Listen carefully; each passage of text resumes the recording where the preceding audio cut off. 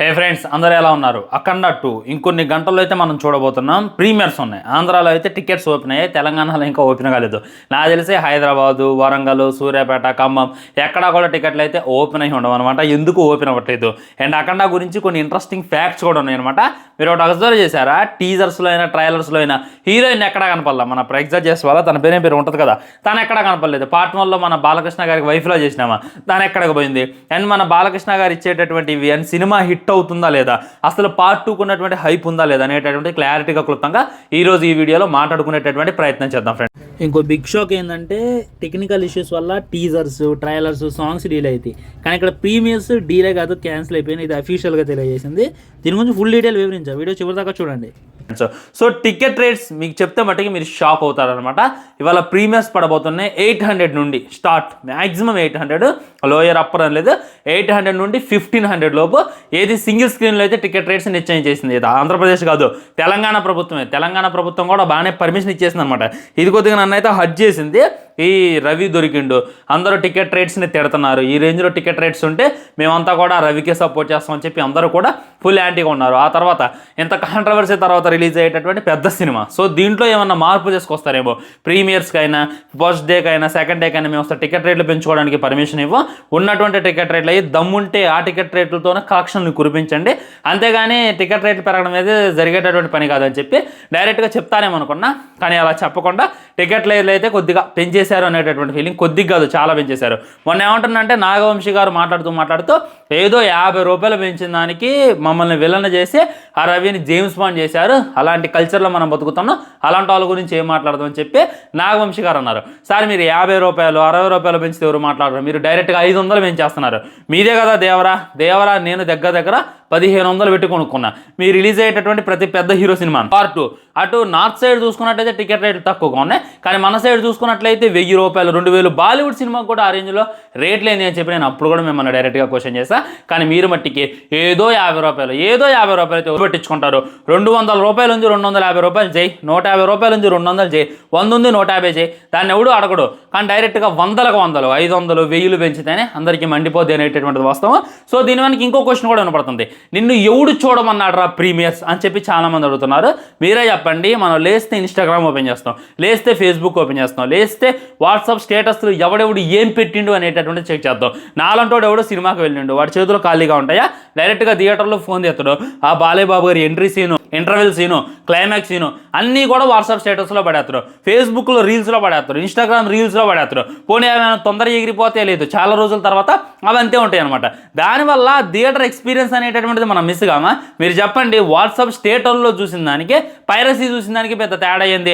డైరెక్ట్గా అదే తెక్కరేగుతుంది. టికెట్ రేట్లతో వాడు ఎవడో వాట్సాప్ స్టేటస్ పెట్టేస్తాడు, ఫేస్బుక్లో ఫుల్ సినిమా స్టేటస్ ద్వారా అప్లోడ్ చేస్తారులే. అంతేందుకని చెప్పి చాలామంది పైరసీ చూస్తున్నారు అనేటటువంటి వస్తావు. మీరు ఆపగలుగుతారా? మొబైల్లో రికార్డ్ చేసే స్టేటస్ పెట్టేది, సోషల్ మీడియాలో లీక్ అయ్యేటటువంటిది మీరు ఆపగలుగుతారా? బిట్టు ఆపలేరు. కాబట్టి పైరసీని కూడా ఎవరు ఆపలేరు అనమాట. సో అందుకే ప్రీమియర్స్కి వెళ్ళాలి అనేటటువంటి ఆతృత ఉంటుంది. అందుకే డే 1 చూడాలి అనేటటువంటి ఆతృత ఉంటుంది. అల్లాటప్ప హీరోల సినిమాలు అయితే పట్టించుకోరు, చిన్న హీరోల సినిమాలు అయితే చూడబుద్ధి కూడా కాదు.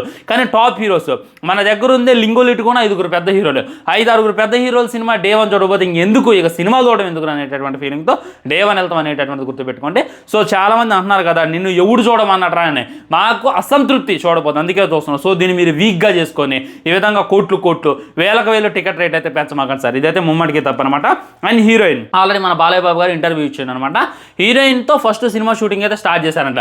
పూజలో కూడా తనైతే కనపడ్డది. కానీ ఆ తర్వాత అసలు సినిమా మొత్తం కూడా 2 గంటల 30 నిమిషాలు ఉంది. అసలు ఏమైనా రోల్ ఏమిద్దాం అనేటటువంటిది అర్థం కాలేదంట. ఇంకా ఎంత సాగదీసినా కానీ సోదైద్దిలే సినిమాలు ఎందుకు కూడా పెరిగేటటువంటి అవకాశం ఉందని చెప్పి తన ఫోటోకి సింపుల్గా దండేసేసారంట. అవును, తను చనిపోయినట్టు మనకైతే సినిమాలు అయితే కనపడుతుంది అనమాట. రేపు చూడండి అఖండ 2 హీరోయిన్ ఏదైనా అని చెప్పి తలలు బతుకోమాకంటే తను చనిపోయింది. సో తన ఫోటోకి అయితే దండబడింది. తనైతే లేనే లేదు. మెయిన్ సంయుక్త మీనన్ హైలైట్గా నిలవబడుతుంది అనేటటువంటిది నాకైతే అనిపించింది. అండ్ బాలీవుడ్లో మనం మున్ని ఉంది కదా, తను కూడా ఇంకా హైలైట్గా నిలబడబోతుందని చెప్పి నాకైతే అనిపించింది. నేను బాలయ్య బాబు గారి చుట్టూ ఈ సినిమా అంతా తిరిగిది అనేటటువంటి గుర్తుపెట్టుకోండి.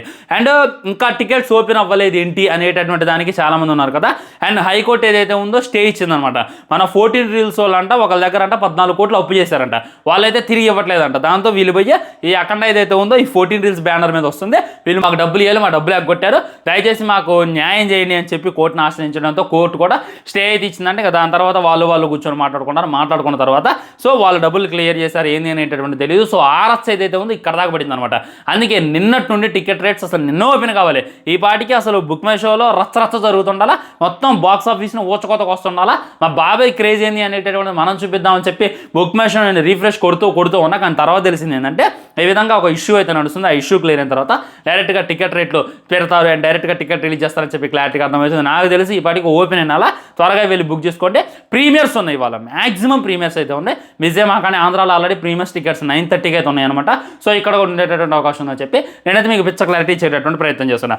అండ్ ఇంకోటి ఏంటంటే పార్ట్ 2కి ఉన్నటువంటి హైప్ లేదు భయ్యా. ఏ సినిమా అయినా సరే పార్ట్ 2 వస్తుందంటే ఎంత హైప్ ఉంటుంది. పుష్ప 2 అప్పుడు ఎంత హైప్ క్రియేట్ అయింది. వేరే సినిమాలు పార్ట్ 2 వస్తున్నాయి అంటే ఆ హైప్ ఏమి ఉంటుంది. కేజీఎఫ్ ఏంది, బాహుబలి ఏంది, అవన్నీ కూడా హైప్ని బేభత్సంగా క్రియేట్ చేసుకున్నాయి. కానీ మన బాలయ్య బాబు గారు ఇదేమి ఫ్లాప్ కాంబినేషన్ కాదు. బోయపాటి సీను బాలయ్య బాబు గారు అంటే 100% హిట్ కాంబినేషనే. అదిగాక పాన్ ఇండియా లెవెల్లో రిలీజ్ చేస్తున్నారు. ట్రైలర్ కూడా కొద్దిగా బాగానే ఉన్నాయి. అయినా కానీ ఆ విధమైనటువంటి హైప్ ఎందుకు క్రియేట్ కావట్లేదు అనేటటువంటిది నాకైతే అర్థం కావట్లా. ఇంకా నేను గట్టిగా మాట్లాడితే అఖండ 1కి ఉన్నటువంటి హైప్లో కనీసం 50% కూడా ఈ అఖండ 2 ఏదైతే ఉందో దాన్ని మ్యాచ్ చేయలేకపోతుంది అనేటటువంటి ఫీలింగ్ అయితే నాకు కలిగిందనమాట. దీనికి గల రీజన్ ఏంటి అని అంటే వాళ్ళు సరైనటువంటి పబ్లిసిటీ చేయలేకపోతున్నారు. అంటే జనాల్లోకి సినిమాని తీసుకెళ్ళలేకపోతున్నారు. నేనే ఇవాళ మార్నింగ్ నాకు ఫోన్ చేసిండు, మామ ఆంధ్ర కింగ్ తాలూకా ఏ థియేటర్లో అడుగుతుందని అని చెప్పి మా అవును నన్ను అడిగిండు. థియేటర్లో ఆడుతున్నా అని చెప్పిన తర్వాత వాడు అరే అఖండ రిలీజ్ అవుతుందిరా రేపు చూద్దాం ఆగరా అంటే రీ రిలీజ్ నేను రానంటాడు. రీ రిలీజ్ కాదురా బడ్డు, అఖండ పార్ట్ 2 రిలీజ్ అవుతుందా అంటే పార్ట్ 2 వస్తుందా అని చెప్పాడు అన్నాడు. ఈ విధంగా జనాల్లోకి అయితే సినిమాని తీసుకెళ్ళలేకపోతున్నారు అనేటటువంటిది 100% వస్తాం.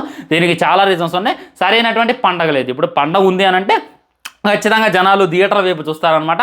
ఆ టైంలో ఇదైతే దానివల్ల ఏ విధమైనటువంటి పండగ లేదు.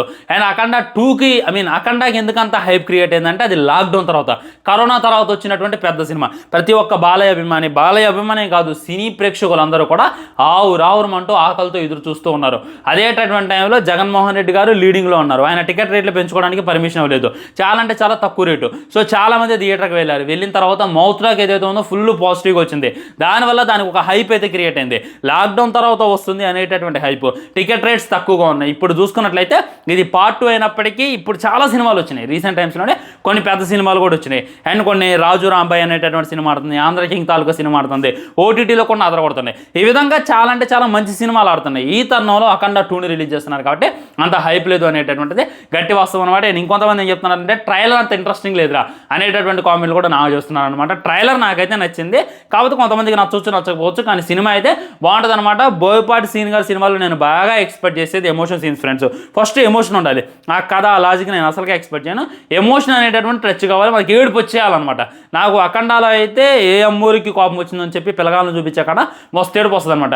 ఆ పాపని రక్షించేటటువంటి సీన్ కాడ మంచి ఎమోషన్ ఉంటుంది. ఈ విధంగా బోయపాటి సీన్ గారి సినిమాలో నేను బాగా ఎక్స్పెక్ట్ చేసేది ఎమోషన్ మనకి తగలాలన్నమాట. వినయ విజయరామని చాలా మంది ట్రోల్ చేస్తారులే, కానీ ఆ అన్నయ్య చనిపోయినప్పుడు ఎమోషన్ అప్పుడు నేనైతే ఏడ్ చేశాను అనమాట. సో ఈ విధమైనటువంటి ఎమోషన్. ఇంకోటి ఏంటంటే ఫైట్స్ బీభత్సంగా ఉండాలి. అరే ఏమనుకుంటారు, ఇప్పుడు ఆల్రెడీ నన్ను స్కందాలో ట్రోల్ చేశారు అది ఇది అనుకొని బోయపాటి సీన్ గారు కానీ వెనకడికి వేసిండు అంటే మట్టికి బిస్కెట్ అయిపోద్ది.